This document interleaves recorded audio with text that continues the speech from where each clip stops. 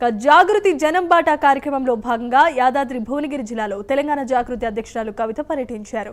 AIIMS హాస్పిటల్ను సందర్శించిన కవిత ఇప్పటి వరకు పూర్తి స్థాయి ట్రీట్మెంట్ అందక ప్రాణాలు కోల్పోయే పరిస్థితి ఉందని ఆందోళన వ్యక్తం చేశారు. ఎవరికి ఇష్టం వచ్చినట్టు వారు RRR అలైన్మెంట్ను తిప్పారని కవిత ఆరోపించారు. RRR అలైన్మెంట్ మార్పు వెనుక పెద్ద అవినీతే జరిగిందన్న ఆమె జనవరి 4న హైదరాబాద్లో RRR నార్త్ సౌత్ భాగాల కోసం భూములు కోల్పోయే నిర్వాసితులతో మీటింగ్ ఏర్పాటు చేస్తారని తెలియజేశారు.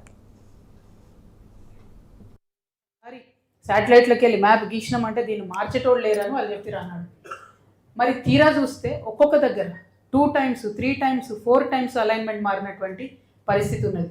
అన్ఫార్చునేట్లీ ఇది కేవలం నాయకుల అవినీతి కోసం మాత్రమే ఈ అలైన్మెంట్ మారింది అనేటటువంటిది స్పష్టంగా తెలుస్తున్నది. కేవలం భువనగిరిలో కాదు, 8 జిల్లాలలో తెలంగాణలలో ఇన్ఫ్లుయెన్స్ చేసే ఈ రింగ్ రోడ్డు ప్రతి జిల్లాలో అదే పరిస్థితి. ఎందుకంటే నితిన్ గడ్కరీ గారు చెప్పింది ఏంటంటే ఈ రింగ్ రోడ్ అనేటటువంటిది ఎట్టి పరిస్థితులలో మున్సిపాలిటీలకి వెళ్ళి పోదు అని ఆయన స్వయంగా చెప్పారు మన వాళ్ళు పోయి కలిసినప్పుడు.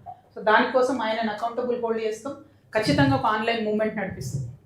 మొత్తం బీజేపీ ఎంపీలు 9 మంది సంతకాలు చేసి ఇది మారాలి అలైన్మెంట్ అని చెప్పిండ్రు.